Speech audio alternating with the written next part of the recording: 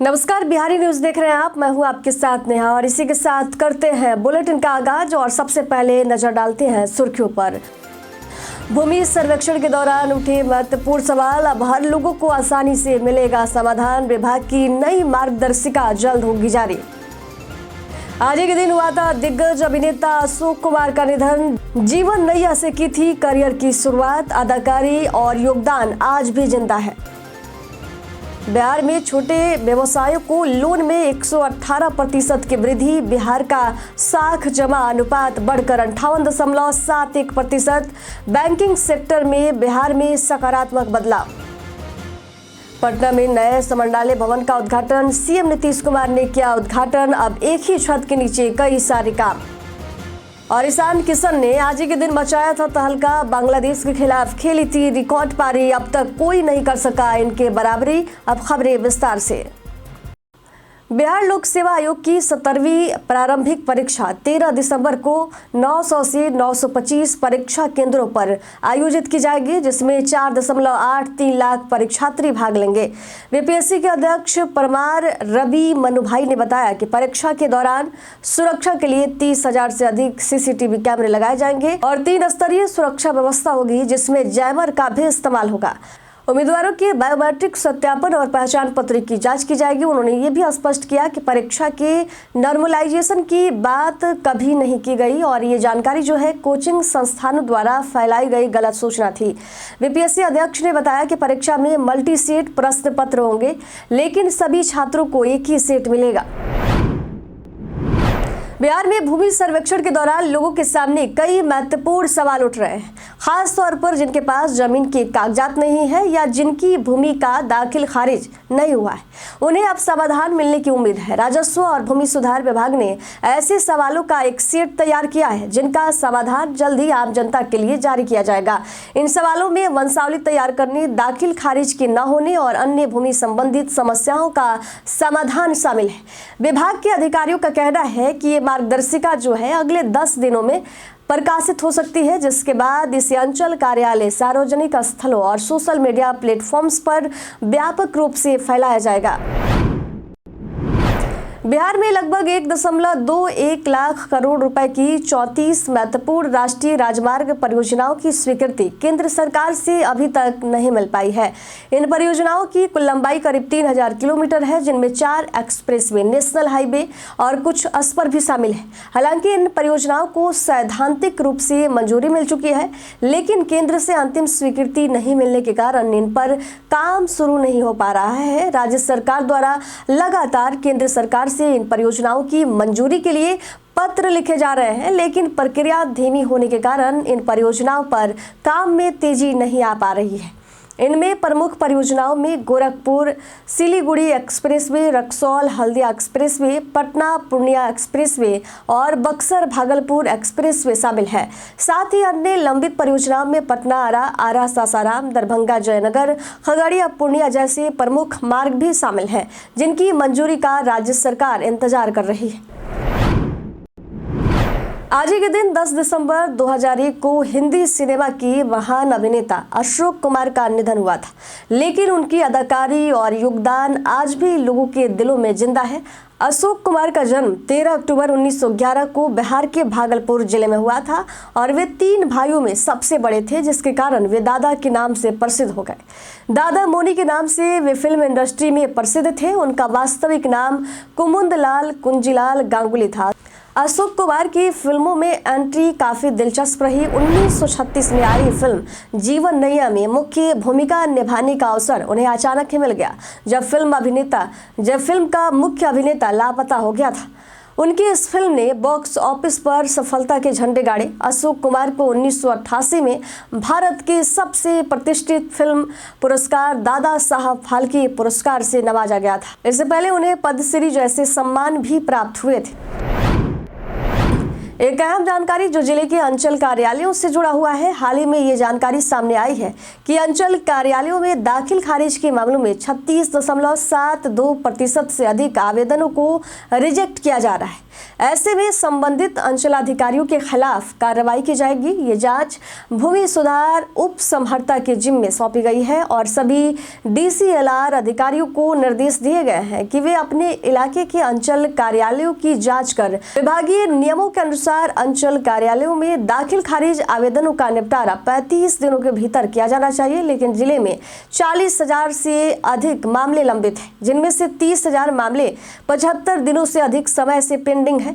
इतना ही नहीं, DCLR कार्यालयों में भी 6,200 से ज्यादा मामले लंबित हैं। इन लंबित मामलों के समाधान की जिम्मेदारी अब अपर समहर्ता राजस्व ने भूमि सुधार उप समहर्ता को सौंप दी है, ताकि आम जनता को बार बार कार्यालयों का चक्कर लगाना नहीं पड़े। बिहार के मुख्यमंत्री नीतीश कुमार ने आज पटना के नए समरनालय भवन का उद्घाटन किया। इस उद्घाटन के साथ ही ये भवन आम जनता के लिए खुल गया है, जो शहर के लिए एक नई पहचान बनकर उभरेगा। इस भवन का उद्घाटन करते हुए मुख्यमंत्री ने कहा कि ये समरनालय भवन न केवल जिला प्रशासन के कामकाज में क्रांतिकारी बदलाव लाएगा, बल्कि ये बिहार वासियों के लिए कई सुविधाओं से लैस होगा। नए भवन में जिला प्रशासन के 39 विभाग एक ही छत के नीचे होंगे, जिससे आम लोगों को उनकी समस्याओं का जो समाधान है एक ही जगह पर मिल जाएगा। लोगों के लिए एक छत के नीचे तमाम सुविधाएं उपलब्ध होंगी, जिससे उन्हें कई कार्यालयों के चक्कर नहीं काटने पड़ेंगे। बिहार में उद्योग जगत और बैंकिंग सेक्टर में लगातार सकारात्मक बदलाव देखने को मिल रहे हैं। खासकर लघु और मध्यम उद्योगों के प्रति बैंकों का नजरिया जो है बदल चुका है। राज्य में छोटे व्यापारियों को व्यापार बढ़ाने के लिए ऋण की उपलब्धता बढ़ गई। एक्सपीरियन इंडिया की ताजा रिपोर्ट के मुताबिक बिहार में छोटे व्यवसाय को लोन देने में 118% की वृद्धि हुई है।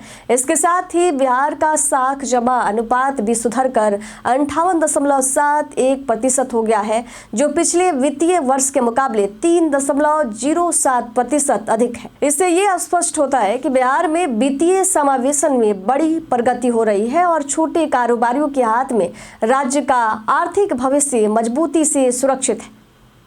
एक्सपीरियन इंडिया के country managing director Manish Jain का कहना है कि फिनटेक आधारित समाधानों के जरिए बिहार में ऐसे लोगों को क्रेडिट उपलब्ध कराया जा रहा है जिन्हें इसकी जरूरत है। बिहार में बेटियों की संख्या लगातार घट रही है और केंद्रीय स्वास्थ्य मंत्रालय की नई रिपोर्ट में ये गंभीर चिंता का विषय बना है। स्वास्थ्य प्रबंधन सूचना प्रणाली 2023-24 के अनुसार बिहार में जन्म के समय लिंगानुपात प्रति 1000 पुरुषों पर महिलाएं 882 है, जो देश के सबसे खराब प्रदर्शन करने वाले राज्यों में से एक है। बिहार सरकार इस पर गंभीर रूप से चिंतित है। रिपोर्ट में कहा गया है कि राज्य के कई जिले जैसे वैशाली में 800, भोजपुर में 801, सारण में 805, गोपालगंज में 837, अरवल में 844, जमुई में 845, जहानाबाद में 852, नवादा में 858, पटना और शिवहर में 862 प्रत्येक तथा पश्चिमी चंपारण में 864 था, जबकि 2021-22 में ये 914 था। इस घटते लिंगानुपात का एक मुख्य कारण जो है कन्या भ्रूण हत्या बताया जा रहा है। बिहार के मुख्य सचिव अमृतलाल मीणा ने सभी संबंधित विभागों को निर्देश दिया है कि वे गर्भधारण के पहले और प्रसव के पहले निदान तकनीक अधिनियम 1994 को सख्ती से लागू करें।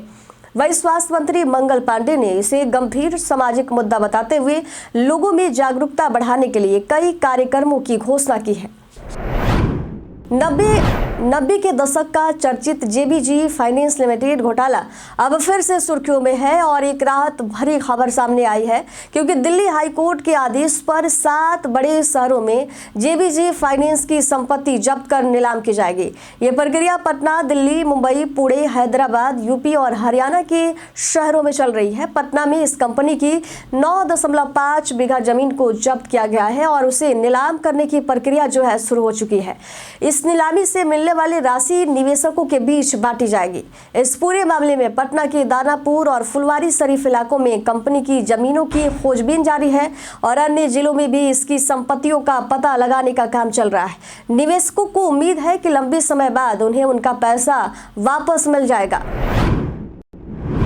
बिहार में अगले कुछ दिनों तक कड़ाके की ठंड का सामना करना पड़ेगा। मौसम विभाग ने 10 से 15 दिसंबर तक ठंड बढ़ने की चेतावनी जारी की है। पछुआ हवाओं के कारण कनकनी में इजाफा होगा और न्यूनतम तापमान 6 डिग्री से 8 डिग्री सेल्सियस तक गिर सकता है। इस दौरान सुबह और शाम के वक्त घना कुहासा छाया रहेगा।